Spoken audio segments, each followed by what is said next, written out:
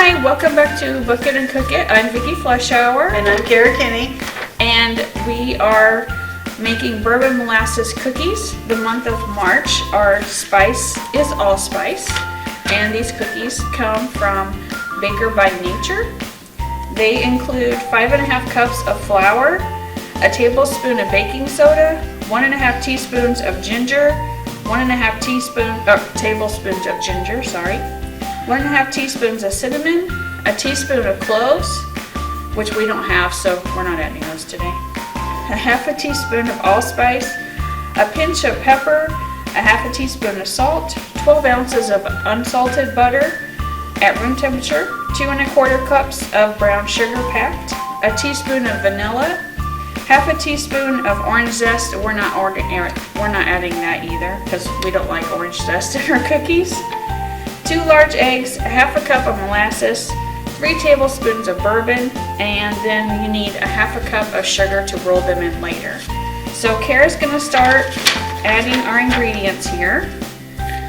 So here's your flour. Do we want to start with the butter and get it creamed first? Oh, sure. Okay, so we're going to cream our butter first. These are our wet ingredients. You add those and then later on we'll add the dry ingredients.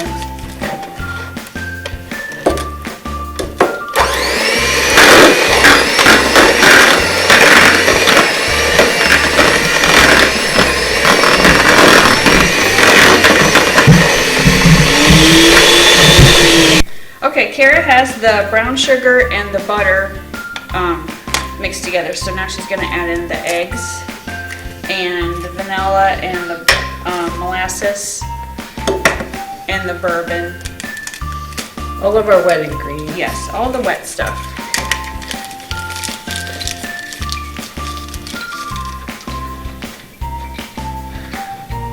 And I'm just going to eyeball this because I bake enough that, but if you feel free to use measuring spoons if you would like. Yeah. Little butterfingers this morning. Okay. And this is actually sorghum molasses, which was actually grown here in this area. That was part of my program the other night.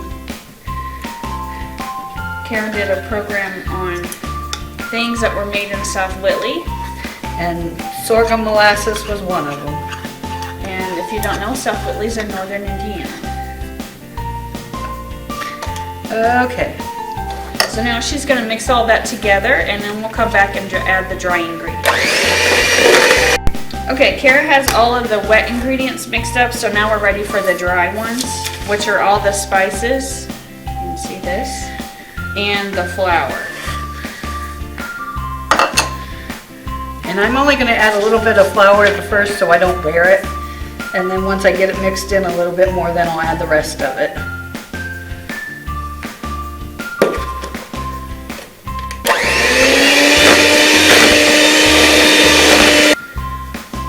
Okay, Cara has it all mixed up, as you can see here. So this now gets covered up and it has to go in the refrigerator for at least 4 hours, or you can do it up to 3 days. Leave it in the fridge up to 3 days. So we're going to do it for a few hours and we'll come back and we'll get them rolled into balls. I missed my words there. Rolled into balls, and then we're going to roll them in some maple sugar. So we'll be back in a little while. Welcome back. We had our cookie dough in the refrigerator for about 4 hours or so. So we have made them in bigger balls. You can make them any size that you want. And then you need to roll them in sugar. And we have maple sugar that Cara got at a local Amish bulk store. This is what it looks like if you want to try and get maple sugar. It might give it a little extra something that regular sugar won't. So we're thinking not quite 2 dozen cookies possibly. So we're gonna go ahead and finish rolling these in balls and putting them on our cookie sheets, and they are lined with parchment paper. And we're gonna put them in the oven, and then we'll show you what they look like when they come out. They need to bake for about 8 to 10 minutes, and you need your oven preheated to 350. We will put the directions down in the description like we always do. So we'll come back in a little bit and show you what these look like after they're baked. Go. Here's the finished cookies, the finished product, and we let our staff members sample them, and they are staff approved. And please try these at home.